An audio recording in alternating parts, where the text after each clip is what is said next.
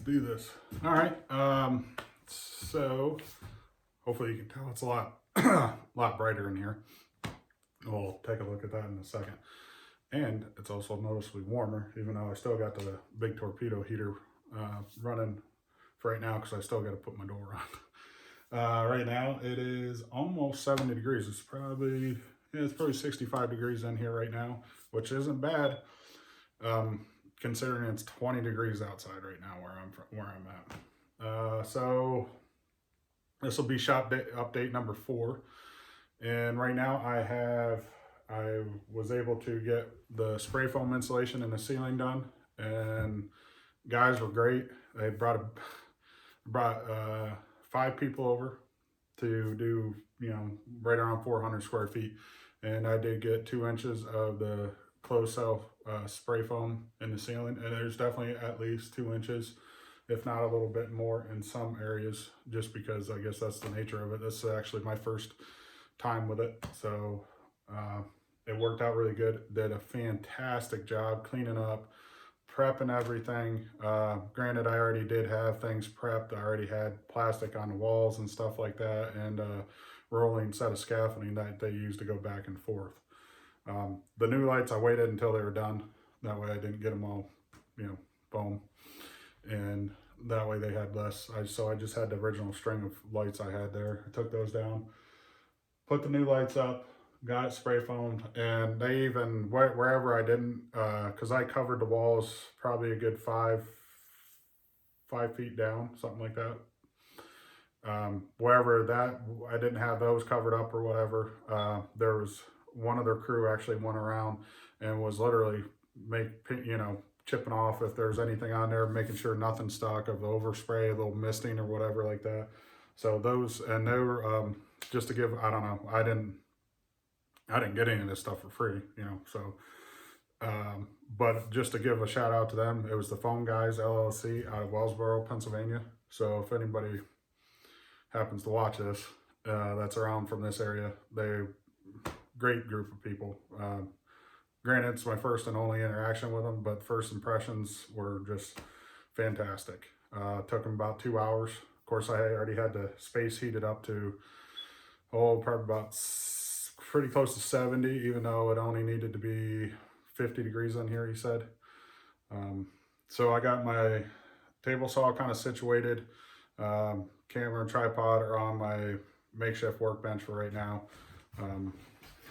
Got my miter saw and dust collection hooked up to that for right now, so I'm not splattering the wall with sawdust. And so far today, that's basically what I've been working on, is just getting this cleaned back up, fired up the wood stove outside to make sure there's no leaks in it or anything like that, so it looks like I'll be able to use that. I just got to finish getting the other doors kind of rusted shut, so I got to get that broke open. So tentatively, I'm still going to use that old soapstone stove. If not, I got more. There's a Harmon wood coal stove on the other side. That's for like a 3,000 foot freaking house. So that's way too big. Even the soapstone stove is honestly probably too big. But the only reason I like to put in that in here is just because the looks. I think it'll make make the space. I just think it'll be a nice addition for the decor of of the shop, between the wood, nice soapstone stove. But yeah, let's take a look and get this over with so I can fire back up the heater. And I've been working on finishing out framing the door and stuff like that so I can get that built. I do have to get some 1x12 material, cut that down to right around 11 inches or something like that to get it finished framed out, or for my, I don't know, that's 1x12 to get the casing done around it, so I can start building my door. Which my door, it'll be kind of sort of like a farmhouse style door. The stiles will be out of 2x6. The top 2 rails will be out of 2x6, and of course, and then one in the middle is going to be 2x6 coming down, and then there's the lower 2 that'll have, I'll probably use 1x10 or something like that. So this is going to be a big, heavy door. which, you know, I kind of wanted for the looks. But anyway, so let's take a look around and look at those suckers are bright. Right now I got 10 of them in here, and we'll set you back down and I'll show you the box. I got these off of Amazon. I think right now I looked at them, and for the 10 pack, I think they're $133, but I think there's like a 15% coupon off right now, or 15% off or something like that. But hopefully you can see that. I don't know if it's backwards or whatever. But that's what I got. So right now, each light is 5,000 lumens or something like that. The color says 5,000 K, and the power outage for each one is 36 watts. And of course, they're all linked up, and each one's ran to its own plug-in, own switch, so I can, and actually each one still has its own individual on-off switch too. And of course, it came with 3 different ways to mount it, and I guess I'll grab those real quick. And also some drywall plugs too. But it came with these little clips here that you can just screw in the middle hole, put those up, and then just clip the lights to it. I didn't use them. They're kind of pain in the butt. And you also can just put a screw up in there, and there's a slot, and you can just slide them in the slot. They also have hooks for the chains and everything. What I did on the 2 outer rows was I went up 7 links and stuck a screw through the link and just screwed it to the joist up there, because they're not quite 48 inches long. They're right around, 45. So I wanted to make sure they weren't splayed out like this too far, but so I had to, well, I can just show you what they look like.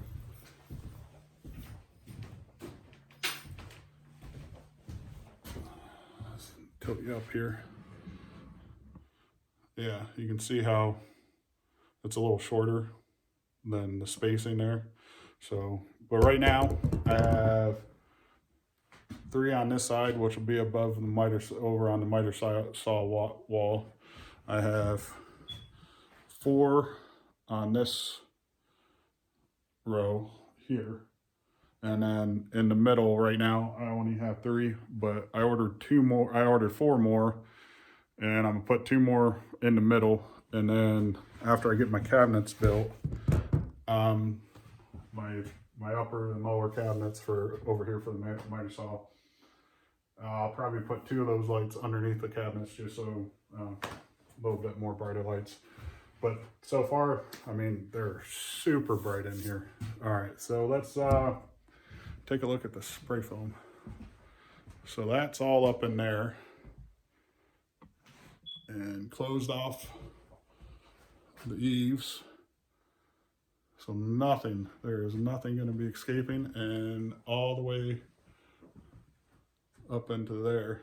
And so my door over, I did end up laying some bats over here, because this is above the stairwell to the basement, so that way no cold air comes up through. So yeah, I know there's some insulation that runs up that way. I just don't know, it doesn't need to go up that far, but I didn't feel like cutting it, so I just stapled it up there.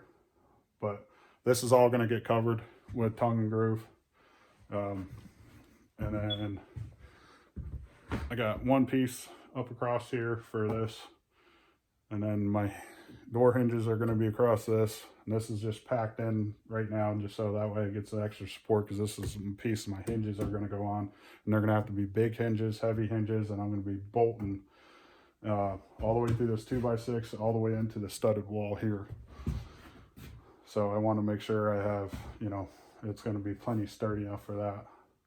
But my door is probably going to be, I don't know, probably 45 inches wide, and it's probably pretty close to 7 foot. And this is the rest of it. Right now I just got some crunch benches, the one sawhorse on the work table or whatever for my makeshift bench. And of course my table saw, which I have to get something figured out for that. But that is what it is for right now. So pretty excited. Pretty soon I'm gonna have, oh, speaking of didn't finish talking about the wood stove. So anyway, because the way this is set up, put you back over here.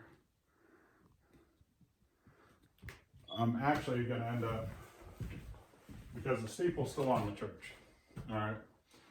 So if I would put the wood stove here, I'd have to bring the pipe up, over and out through the door, out through the wall over here, and then pipe it up. And if I can, either way, I think it'll end up being better if I move this over to here and then basically make this a little corner right here, set the wood stove here, facing this way, bring it up, and then shoot it directly out and then up. And that way I can get the correct draft for the stove. Because otherwise, I can't take it up straight up to the ceiling. That's what I'd like to do. But, you know, I just had it spray foamed. I might have issues with leaking, which I don't want to deal with. And also it's in the middle of winter. So right now I think the easiest thing and most practical thing is to move it over to that side and then just pipe it straight out through the wall. You know, I don't think either way, either spot, hopefully it's not going to take up too much room in the shop. That's what I'm hoping for. And then I'll heat it nice, and that way I can keep it nice and warm in here and can start working on projects to start selling again. So that way I can get some money coming back in, so